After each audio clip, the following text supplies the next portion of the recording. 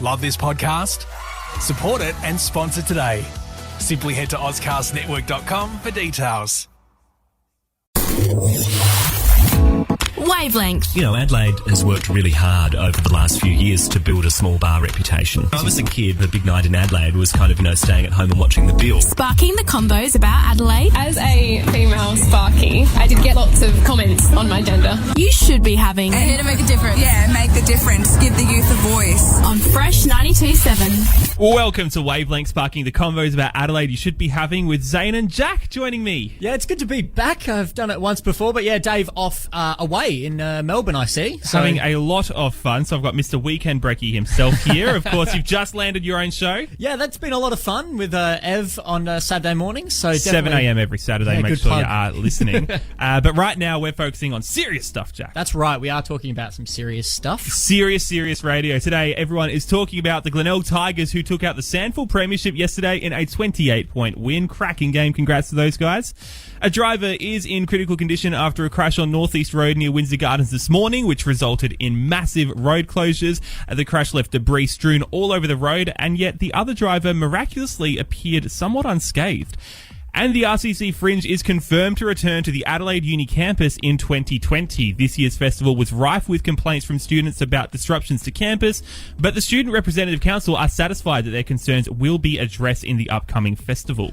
I thought that would be a bit more controversial, the RCC Fringe going back to Adelaide Uni, because they did not like it one bit when it came there. It sounds like there's been a lot of behind-the-scenes discussions. And I'm glad there have been because, it's a great event, so we want it to keep going. And I actually really like the potential that it had at the uni campus. Oh, it is, I think that's such a beautiful campus in general. I studied there for 5.5 years, and to see it in that context just took away all those bad memories of cramming and just awful stuff. Tonight on the show, are you concerned about press freedom with police raiding the homes and workplaces of journalists in Australia? We're chatting to the legendary Peter Greste to talk about whether we should be paying more attention to what's going on. We find out how Jetty Road businesses make a beachside suburb work in winter, and next, all the action from Friday's global climate strike. Wavelength. On Friday, up to 10,000 people marched through the city as a part of a global strike to demand action on climate change. Adrian went along to the march to find out why so many people left work and school to protest. Wavelength. Last Friday, cities across the world went on strike to protest against climate change and to demand to their governments to take action in the fight against global warming. I went to Adelaide's strike to ask people if they think the state government is listening to them and doing enough to make a change. Actually, not really, because we have to keep making our point continuously with strikes. State government specifically, I don't think so, but I think we're actually working from the bottom up a lot. For example, the Adelaide City Council has just declared a climate emergency, and it's the state government's turn to do that. As far as I know, they're doing the opposite. I'd be happy to listen to them tell me that they're doing something, but the fact that we're going to be growing GM cotton on the side of the Riverlands by the end of this year doesn't sound very promising. So we're only 3 days away from the UN Emergency Climate Summit. Do you think that these strikes around the world are going to have an impact? I think the more people that amplify this message, the more they understand that we are making them responsible for carrying out and fulfilling the message that we're sending to them. Oh, absolutely. I mean, they might not have a direct impact this moment, but the ramifications as it continues, there will be an impact. It takes a lot of effort for a global event to be organised like this, and I think the UN will be able to recognise this.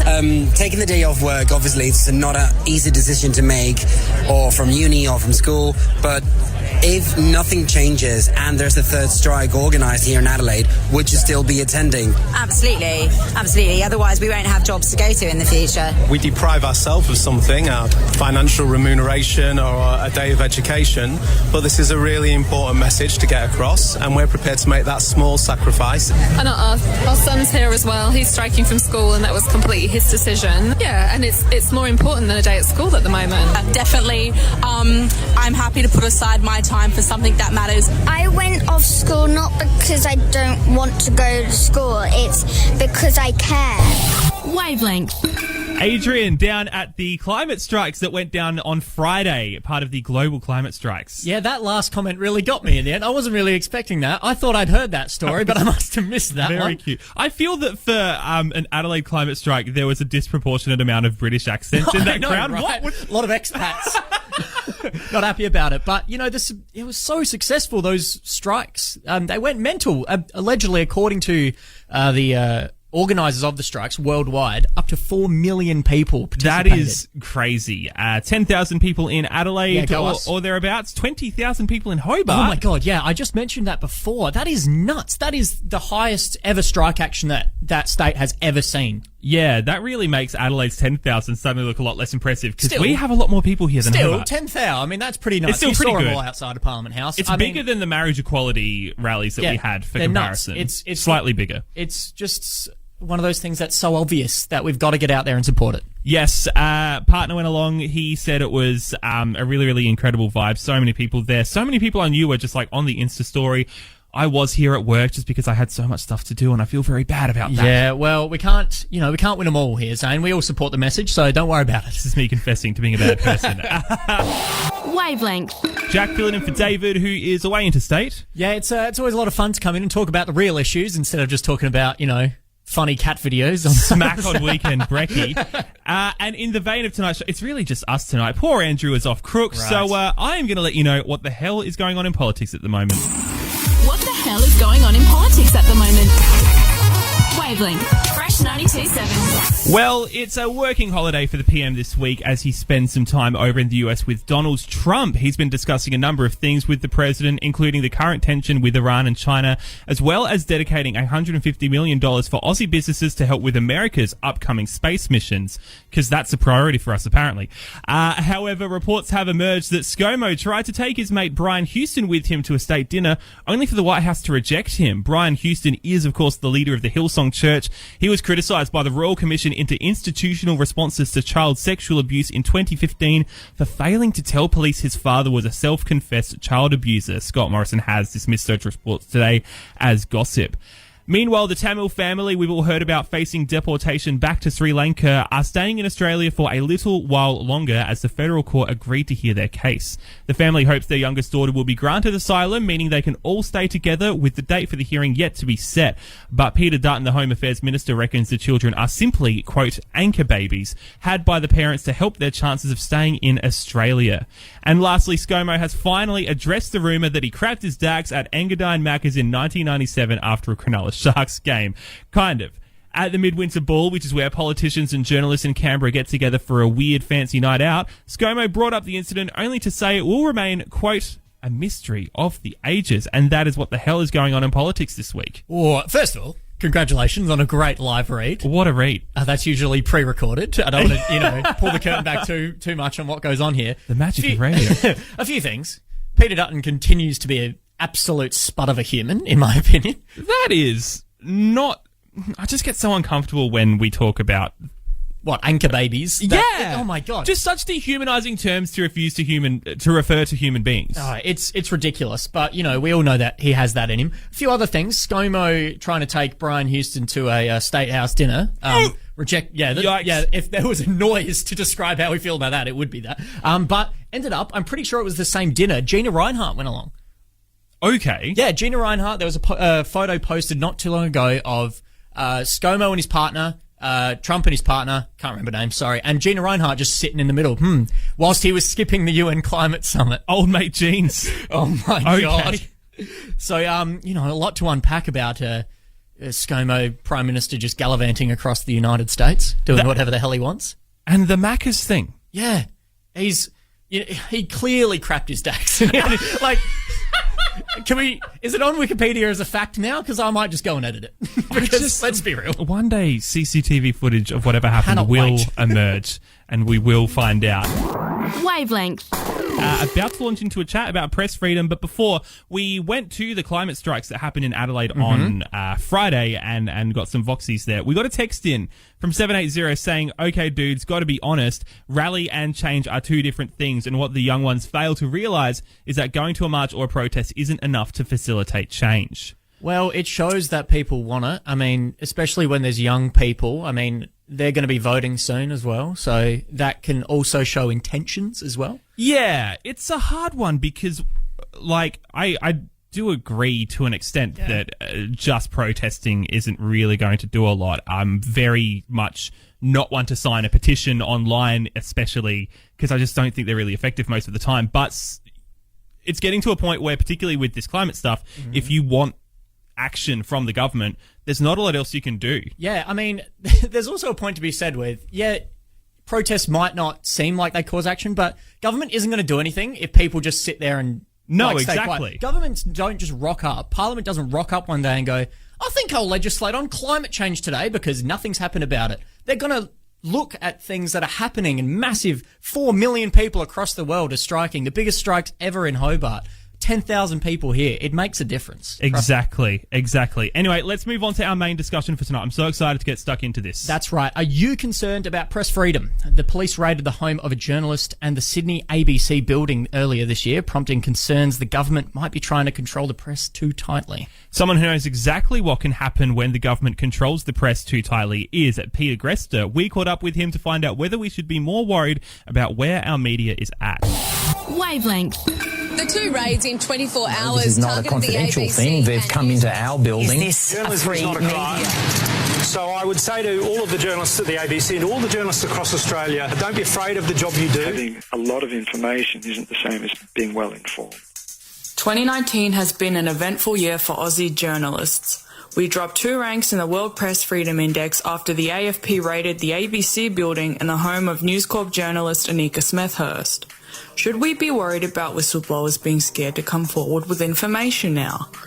It's abundantly clear that the raids have frightened off a lot of sources who've been communicating with journalists. A lot of stories have been shut down because remember that one of the most important principles of good journalism is to be able to keep your sources confidential, to protect your sources. We are not supposed to be investigators or proxy investigators for the government. We're supposed to have access to confidential sources and be able to protect those sources, because without that protection, there's no way that you can get the kind of information that you need to hold politicians and governments to account. Peter Greste is a professor in the UNESCO Chair of Journalism and Communication.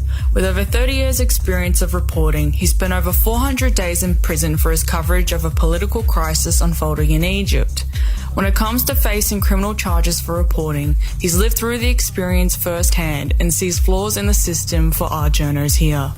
There is clearly a power imbalance, and that's shifted. Digital revolution has radically undermined journalists' power and handed a great deal more authority and power to the authority, to the security services, and I think that is a problem. People overestimate the power that journalists have. There is a lot of collective power in the media, and that's been radically diluted by the digital revolution. At the same time, the technology available to the authorities has radically increased their capacity to investigate, to monitor, and the political circumstances, the political environment around the war on terror has also legitimised a lot of government actions that would otherwise have been considered a step too far.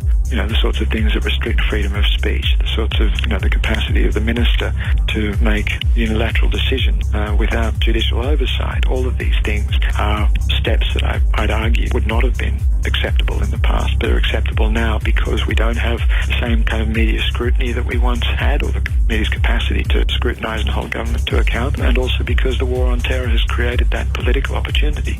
If a journalist was to get potentially sensitive information, where would they draw the line in what they report? There has to be some information which is secret. Journalists have to accept that. We can't publish anything and everything. We cannot publish the names of the security services operatives. We can't publish the details of ongoing operations. We can't publish information that might expose the methods the security services use. All of that stuff should be off limits. I've got no problem with that. But there is an awful lot that goes on within the security services that can be reported without exposing that sort of stuff. The security services are just as vulnerable as any other part of the public service to things like corruption, mismanagement, sexual abuse, sexual assault, discrimination. All of those sorts of things should be fair game for journalists. What advice do you have for the journalists out there who are risking everything by publishing sensitive information? I'd say that as long as you're working with professionalism and integrity, as long as you're sticking with the highest ethical principles of accuracy, balance, impartiality, and an understanding of the risks of your reporting, an understanding of the information that you're exposing. As long as you've taken great care not to undermine legitimate national security, as long as you're working with integrity, as long as you're doing everything you can to verify the information that you've got, then I think you should have the courage of your convictions and report. I think anything less is an abrogation of your responsibility. Wavelength. That was Peter Greste on Wavelength chatting to Amila about press freedom and whether we should be a little bit more worried about it here in Australia. I'm definitely worried about it, actually, because, it seems when the government starts raiding places and all that kind of thing, no matter how warranted it is, it seems like that journos are working more in the public interest than the government are. And you don't want them to scare journalists off. And obviously Peter was talking in there about stick to your guns if you're a journalist, keep doing what you're doing if you're doing the right thing. But the more this happens, it's going to reduce journalism to Today Tonight style headlines, like the shonky con man builder who's also the neighbour from hell and stuff like that. Well, yeah, but ironically, shows like Today Tonight have now a better record with whistleblowers on a much smaller scale. Today Tonight's got the people who are like, oh, this dodgy thing is happening in a business, blah, blah, blah. And yet we're at a stage where something dodgy could be happening in our government and no one's allowed to talk about it. No one can go to a journalist about that stuff anymore. That's true. I mean, somehow we care more about knowing who's, spraying your water over your backyard fence than actually serious stuff happening in war and stuff. What a deeply strange example to use for that metaphor. You know what I mean? They're going to whistle blow something. Are you having an issue with a neighbour spraying water over the back, Jack? I have a neighbour from hell and I just want... I don't want to... I'm the source. Keep you. But no, I think the biggest issue, as Peter said, is that discouragement of sources who potentially have important information who may no longer want to come forward because they think they'll get found out. It was a really, we got that drilled into us in journalism school. You don't reveal your sources ever. Yeah, and that is information just gets buried, and you'll find it. Information will be found. Yeah, it doesn't get buried forever. Trust me, it just doesn't. So and that privilege, though, is supposed to be protected by the law. Exactly. And then when the law comes in and raids you... Well, it's being eroded now, and they're finding ways around it. Wavelength. Tonight, we're asking whether we should be more worried about press freedom. We just spoke to Peter Greste, a legendary journalist who was imprisoned in Egypt for being part of Al Jazeera and publishing coverage that the Egyptian government didn't like. Yeah, it's a tough one. Even mentioning that's scary to me. Just being a journalist doing your job, and then I'm in an Egyptian prison. Yeah, exactly. That's an extreme example of what happens when the government really controls what the press can and can't do. But of course, we had our own incidents earlier this year with the raids that the AFP made on journalists, and Peter Greste himself was talking about how that's really discouraged a lot of sources from coming forward. And we're going to chat to the Media, Entertainment and Arts Alliance next about more of that as well. Yeah, it's scary when you have the public broadcaster being raided by the government. That just doesn't seem right. Not great. Yeah. We've gotten a couple of texts on 0428 927 927. Erin saying, I was pretty worried about this stuff when the raids happened, but to be honest, I've kind of forgotten about it since. There's so much other bad stuff happening in the world that it's hard to keep track. Yeah, look, I've also forgotten about it until we did this program and until we're doing it right now, especially all the cyber laws that got passed after the raids about, requiring backdoors into your systems and stuff like that. Which isn't great. Yeah. I think there's something about putting a bunch of journalism students into a room that makes these issues come up again. That's fair. Yeah, what story should we do this week? Yeah. Well, we're worried about this. Got a message as well from Bryce saying, the way government is using these espionage laws is disgusting. How are they getting away with it? It is nuts how we kind of just let a lot of things like this slide, especially in Australia where we were looked in upon by other countries. Just people flabbergasted about police just scrolling through documents inside of a public broadcaster. Yeah, it's not great. And, this stuff is supposed to be protected by laws that protect journalism. But there's also all these national security laws that are kind of starting to encroach on that. And they're kind of finding these back doors to get access to this It's kind info. of about finding a balance between, public safety and if information. Obviously, not everything needs to be. Obviously, you can't report on everything. You just can't say everything that you hear. But there needs to be a good balance between letting people know information and the government keeping everyone safe. No, and a related issue as well from Jess, who said, this kind of stuff has been an issue forever. It was just super obvious when the raids happen. In Australia, our biggest problem is with our media being murdocked, is the word used. That's true. You go to places like New Zealand and Canada where they're not murdocked, compare them to the Americas and the Australias of the world, and you really see a difference. Well, yeah, I mean, even in Adelaide, think what you want about the advertiser. We only have one. Yeah. The fact that we only have one is a concern, because where do you get alternative... Exactly. People turn to the internet, and that's a dicey place to get your news. That is questionable. Anyway, up next, we're going to chat to the Media, Entertainment and Arts Alliance about why this is such a problem and we should be paying more attention. And later, we're going to chat about Jetty Road. How do you keep a beachside suburb going? I'm just going to stop here. Wavelength. Tonight, we're talking about whether we should be worried about press freedom. The Media, Entertainment and Arts Alliance is all about protecting that freedom and the rights of journalists. Amila caught up with them for part 2 of her story. Wavelength. Angelica Vanica is the director of the SA&NT branch of the Media and Entertainment Arts Alliance. From the get-go, the MEAA have been taking a strong stance against the current raids and urging the government to do more for press freedom. I asked whether Australia should be considering more aggressive approaches, like having the US model of press freedom in our constitution. It's certainly something that we would like to see. The absence of such an explicit right in Australia means that every law that restricts the public right to know, it challenges the fundamental principles that are at the foundation of our democracy. And without that right, in the Constitution, it enables law to be enacted and also to be used in ways that actually go against the public interest. And that's our view. We believe that national security laws can be used and are being used, or in the name of national security, against the freedoms that our society has always upheld. In that way, since you're talking about, using the guise of national security, would it be even realistic to expect the government to legislate in favour of journalists? Would it be in their interest in doing so? It comes down to government versus society, I believe. I mean, obviously, we believe it's crucial that there is legislation to protect them, and it should be an expectation of our democracy to protect our freedoms in all ways. Now, shut down the freedom of the press is something that we expect, as I said, in countries other than our democratic society. It's in the interest of our society, not just government of any party, to ensure this occurs. And our government has a responsibility to uphold the freedoms of our society. And the freedoms of our society is public right to know.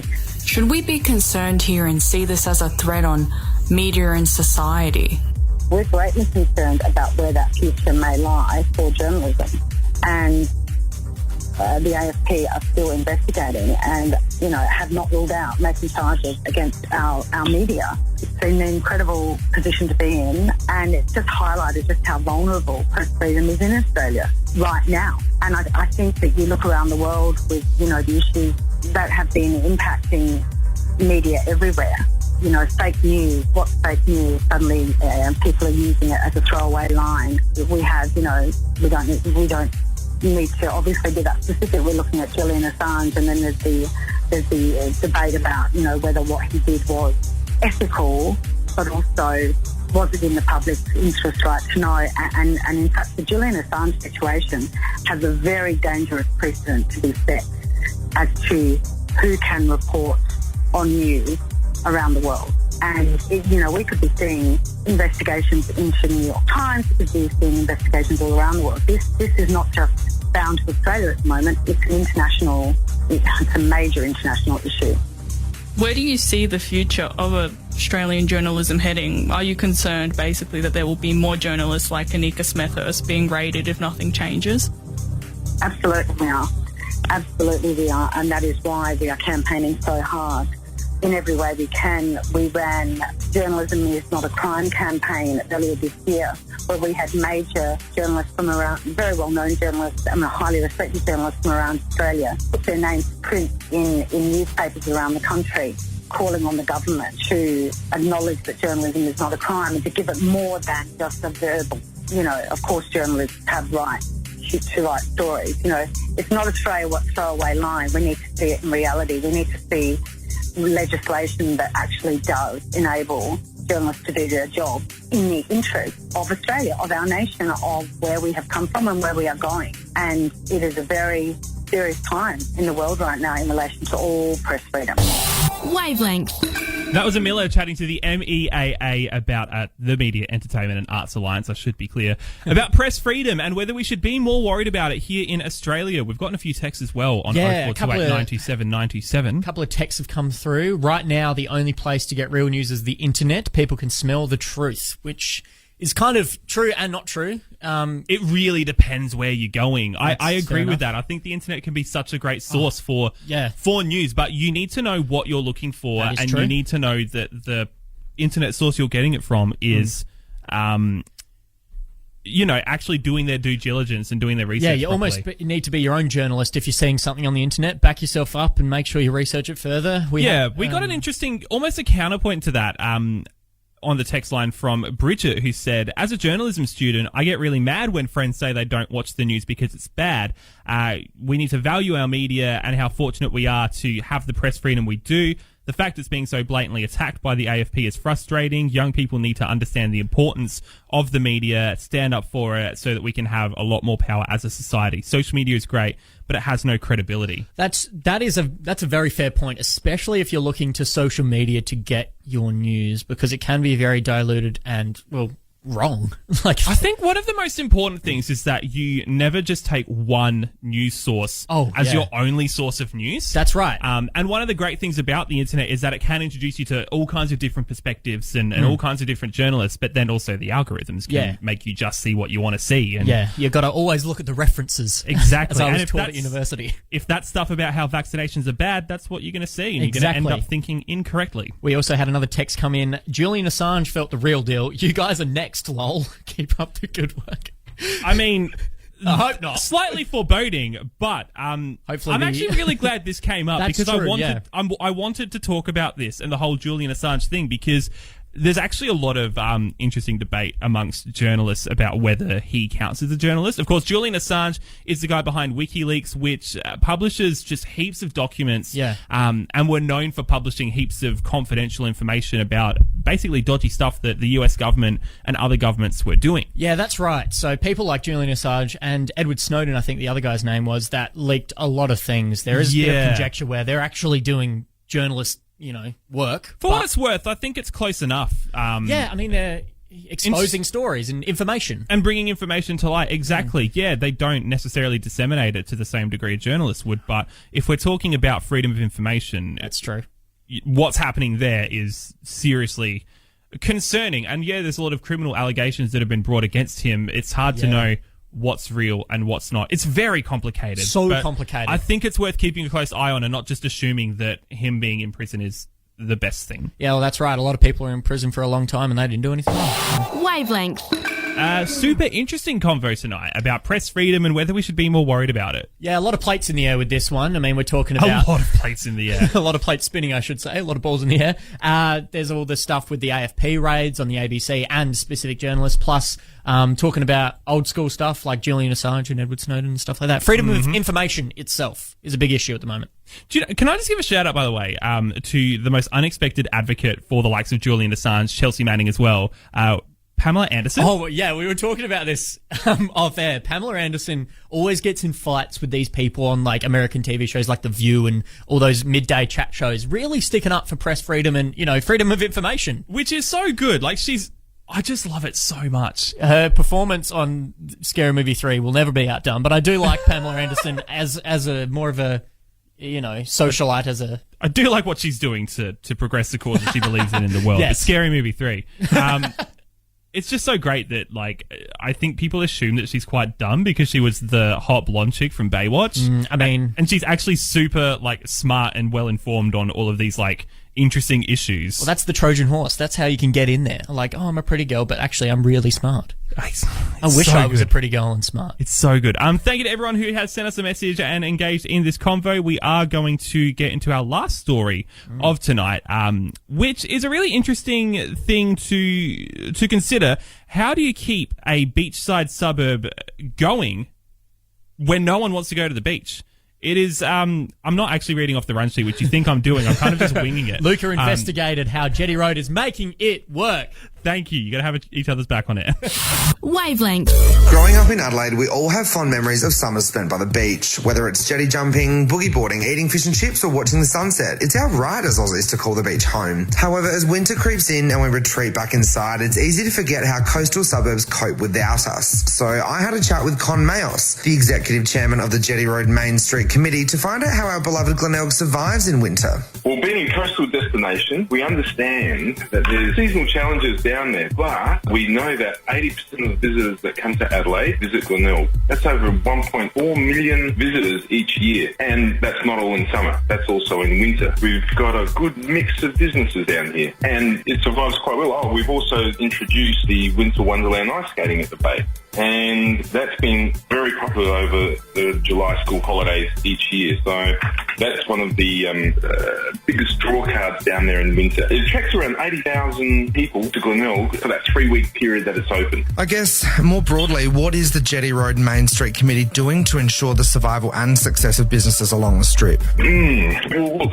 we're a coastal destination, so naturally we've got those seasonal challenges. But look at retail shopping all around Australia. It's been affected by a general downturn, and it's debatable what the cause is. But we do have one of the lowest vacancy rate of businesses on the strip. We have 300 shops on a 1 kilometre strip and one of the lowest vacancy rates. We're quite proud of that. We've also got the master plan, which the first stage will be next year, an upgrade of Chapel Street and Hindmarsh Lane. These upgrades will make a new outdoor plaza space right in the heart of Jetty Road. In recent times, we've seen the Adelaide CBD flourish with the explosion of the small bar and restaurant scene in places such as Peel Street or Lee Street.